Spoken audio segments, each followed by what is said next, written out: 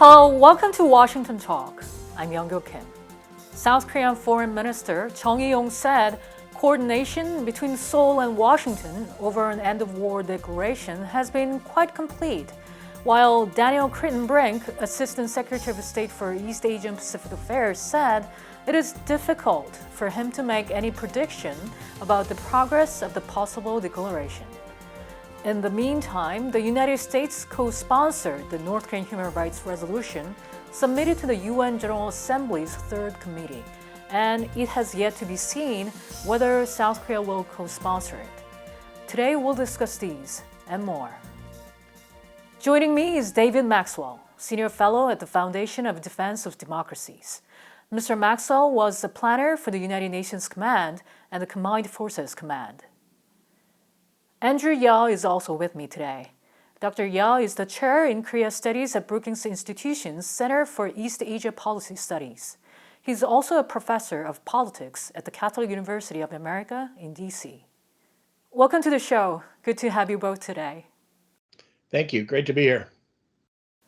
South Korea's Foreign Minister Chung Eui-yong said coordination between South Korea and the United States has been quite complete over the end-of-war declaration. And during his visit to Seoul, Daniel Kritenbrink, Assistant Secretary of State, he said the discussion about the end-of-war declaration has been very productive, adding that the U.S. is willing to engage in the serious discussion over any issue raised by South Korea.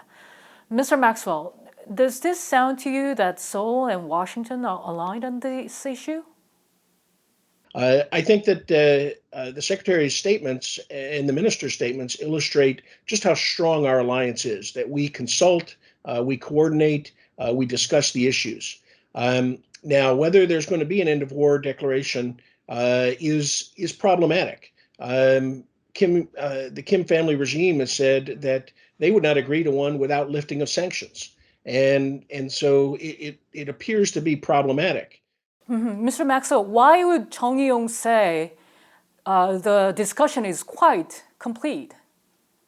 Well, it may be complete, and they may have a plan forward on how to pursue an end-of-war declaration. That does not mean that it would be announced today. It may be that they have a plan to try to enter into negotiations with North Korea to discuss an end-of-war declaration.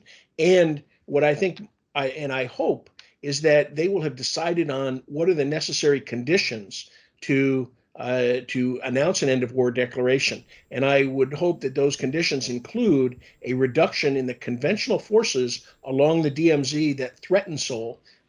Without such a change in conditions, an end-of-war declaration continues to put South Korea at great risk to North Korea's artillery and offensive capabilities. Mm-hmm.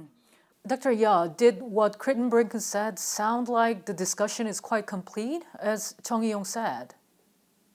Yes, yeah. I interpret the South Korean government's position or their statement to mean that the initial gap that existed between Seoul and Washington on the end-of-war declaration has narrowed, but that's different from saying that it's different from saying that they see eye to eye on the issue.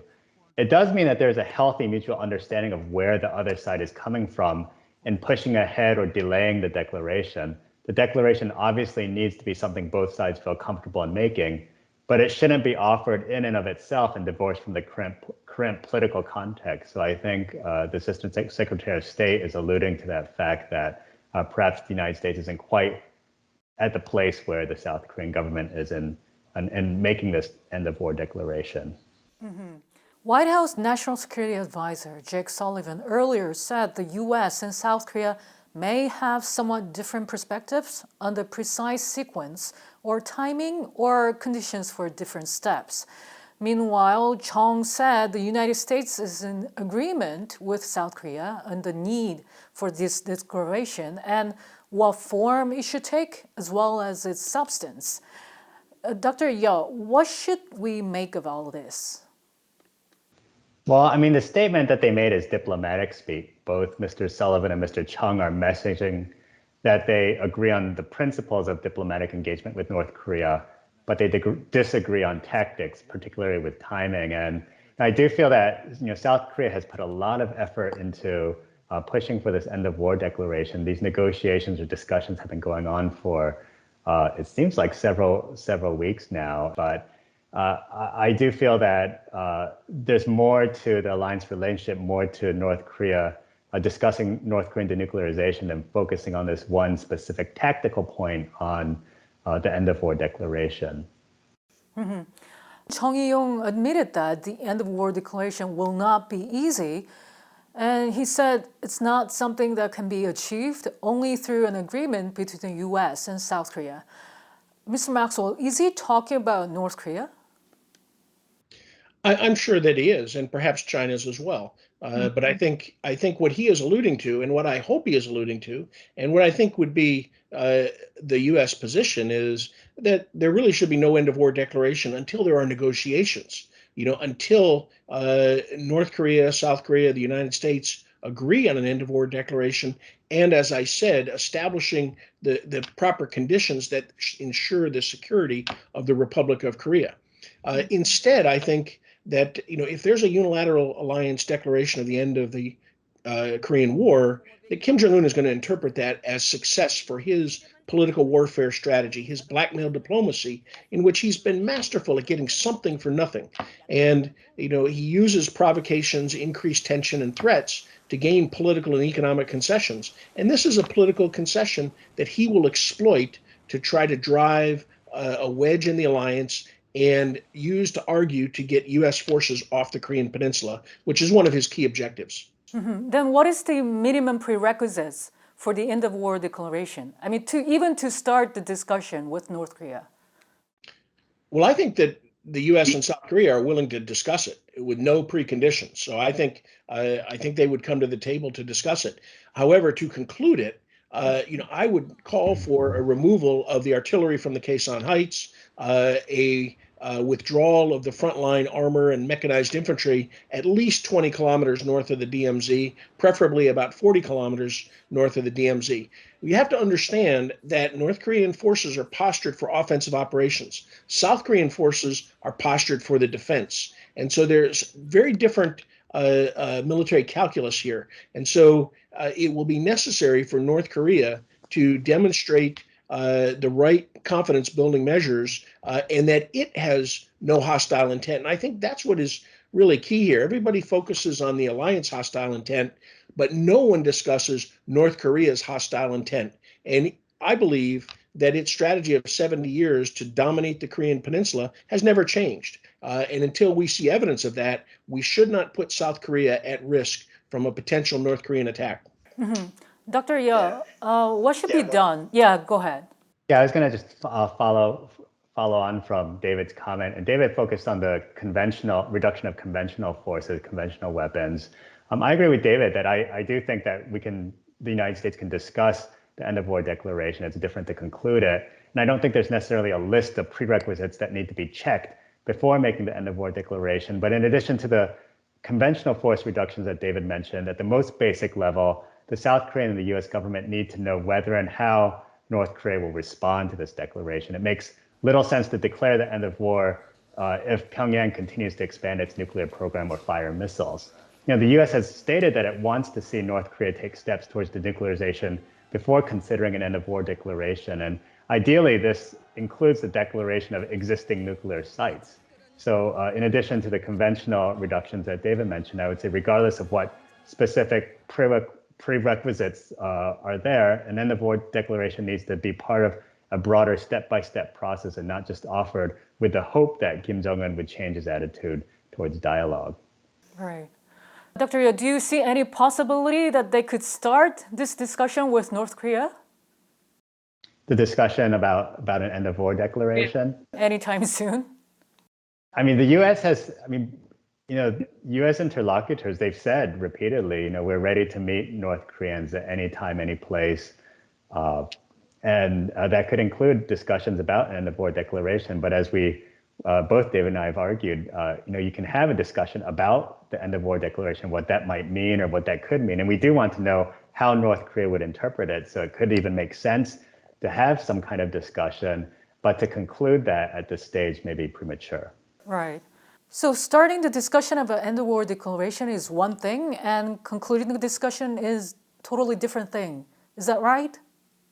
Absolutely. I mean, we really have to really make a substantive agreement to make an end of war declaration to be meaningful, and again, to ensure security. I think that's what we have to keep foremost in our mind is the security of the Republic of Korea. We are very complacent because for 70 years, the armistice and the ROK-US combined military forces have deterred North Korea, and there has been no resumption of hostilities. And we should not be complacent that North Korea will not attack. As Sun Tzu said, never assume your enemy will not attack, make yourself invincible. Mm-hmm.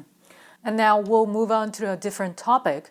The US has co-sponsored the EU drafted resolution on the situation of human rights in North Korea at the UN General Assembly Third Committee. Why is this important for the US to participate in this resolution as a co-sponsor? I think the Biden administration, and really any administration, needs to take a human rights upfront approach when dealing with our adversaries. Human rights is not only a moral imperative, it's a national security issue. In particular, North Korea, Kim Jong-un must deny the human rights of the Korean people in order to remain in power.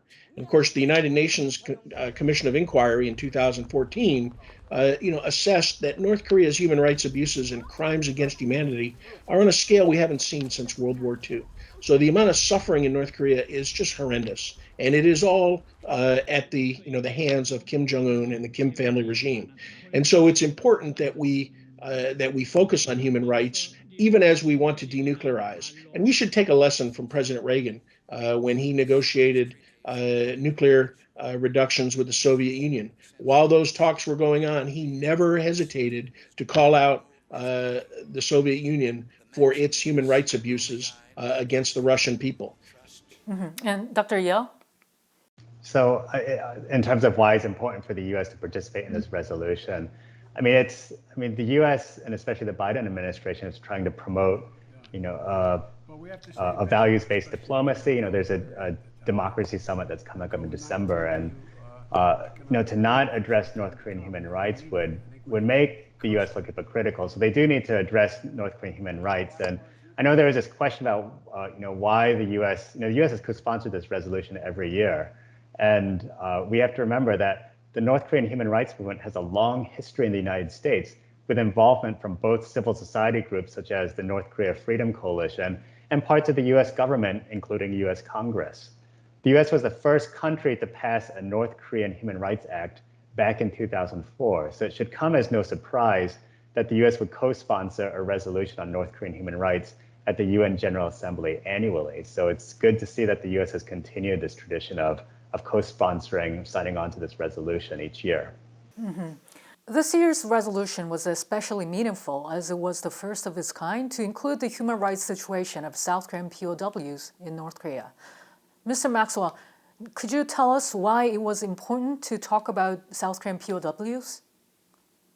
Yes, it has been too long forgotten and overlooked that some 78,000 South Korean soldiers who were prisoners of war remained in North Korea, were not repatriated when the armistice was signed. And these South Korean soldiers have suffered horrendously in the last 7 decades. While they ended up being integrated into North Korean society, they were given the lowest class of songbun, the social classification system. And they have really labored to their death in the mines and, under hard labor. Although they were allowed to marry often and develop families in the North, their families were also subject to the same level of songbun and the lowest class of society with no opportunity to live a good life. And so it is important that we recognize the sacrifice that they made for freedom in South Korea, how they have suffered, and they need to have the respect and recognition that they were held prisoner. There may be some still alive. About 100 or so have escaped over the years, but we also need to think about the legacy of their families in the South, as well as their families in the North that are still suffering because of the system in North Korea. Dr. Yeo, have the UN resolutions actually brought some changes in North Korea? On the broader question of whether UN resolutions actually have any impact on North Korea, I would say yes, but not necessarily in a direct way and very incrementally. Even if critics state that the UN resolutions are just words on a piece of paper, it's important to know that the UN General Assembly puts on record the ongoing rights violations taking place in North Korea, because it's about accountability. Now, North Korea, they actually do react to condemnation at the United Nations. What would be far worse is if the regime said nothing and simply ignored resolutions and investigations like the Commission of Inquiry that was conducted in 2014. Denial is part of a long-term process in pushing rights-abusing states to slowly shift behavior. So even though we don't see a lot of movement or shift in North Korean behavior on the human rights front, the resolutions are still important. And there has been very small incremental movements. For instance, North Koreans signing on to the rights of people with disabilities. So it's not that they're completely immune to resolutions or criticism. So even if people say that, well, the UN process is not moving fast enough, or it's really not that effective, and on that front, I would disagree that there are, at the very least, indirect ways where these UN resolutions and statements do have some sort of impact. Right. The other point to add on to Andrew about the value of the resolutions. Again, the Commission of Inquiry noted that the people in North Korea do not really understand that their human rights are being violated and abused. And so these actions help to inform the Korean people in the North.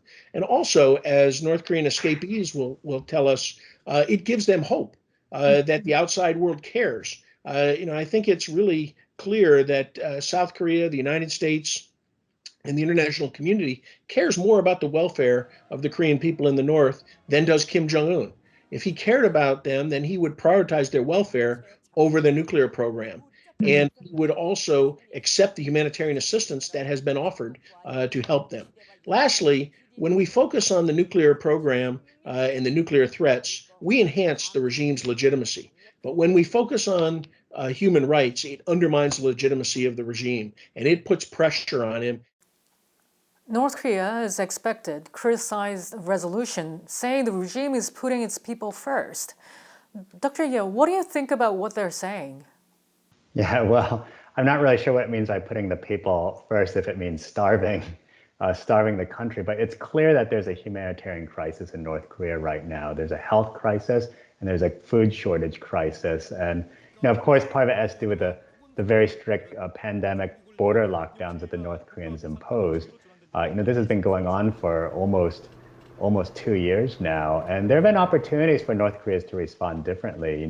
There was offers for AstraZeneca vaccines in June, which were rejected, and then of course 3 million doses of Sinovac vaccines procured through COVAX that was supposed to go to North Korea, and the North Koreans basically said thanks, but no thanks, send it somewhere else where there's more need. And without a vaccine strategy, it's going to be very difficult to open up the borders. But for whatever reason, North Korea has been very reluctant to take a different strategy. So I'm not sure if that really is putting the people first. I think what the regime doing is putting its own survival first, and it's used the pandemic as a way to help tighten control, to rein in markets. We've also heard that the regime is pushing back on ideological control. There's more ideological measures that are in place, cracking down on foreign information, foreign culture coming in. And so in some ways, the lockdown has been a boon for the regime to try to take control of the country. So it's really putting itself first and not the people. And my last question for today. It seems like South Korea so far has not put its name as a co-sponsor of the resolution. If this is finalized, it'll be 3 years in a row that South Korea has not co-sponsored this resolution. Dr. Yeo, why is South Korea so reluctant? I think the reluctance stems from the Moon government's belief that criticizing North Korea for human rights abuses will only further alienate North Korea and hinder inter-Korea engagement. As we heard Unification Minister Lee In-young state recently, criticizing North Korea is not the only means of addressing North Korean human rights, and that trying to peacefully engage with North Korea and address humanitarian concerns may be a more effective route to promoting rights. Now, that may be true, but co-sponsoring a resolution on North Korean human rights is not going to be the deciding factor in determining whether North Korea decides to engage or not. If North Korea wants something, it will negotiate. And we can just take an example during the Bush administration era where there was heavy criticism from the Bush government on North Korean human rights. I mean, this is when they passed the North Korean Human Rights Act, but it didn't stop North Korea from participating in the six-party talks. And even during the Trump administration, the beginning of the Trump administration, President Trump was very vocal on human rights because of the death of Otto Warmbier. But that didn't stop a year later from Kim Jong-un coming out of his shell and even meeting President Trump face to face. So just because you criticize or condemn North Korean human rights doesn't mean that it's going to stop the engagement process. North Koreans, if they want something, are going to come out to talk. Mm-hmm. And Mr. Maxwell? I would just sum it up this way, that it is really a bad assumption to believe that by avoiding human rights, that it will lead to positive negotiations. I think that myth needs to be debunked, and that you can approach denuclearization and while not sacrificing human rights at the same time. And of course, we need to keep our values and our principles in mind, as well as the suffering of the Korean people in the North. Those are the ones that we really need to think about because they are suffering at the hands of the most despotic regime in the world, the Kim family regime and Kim Jong-un. Right. Meanwhile, a number of news outlets are reporting there are some signs that North Korea and China are moving toward normalizing their trade. At the same time, resurgence of the coronavirus is being reported at border towns on the Chinese side. And as the winter is coming, we'll have to watch how this will affect normalizing the trade between North Korea and China. Mr. Maxwell and Dr. Yeo, thank you so much for being with us today. Thank you. Thanks for having us here. And that does it for this week's Washington Talk from Voice of America. Please join us again next week for more analysis.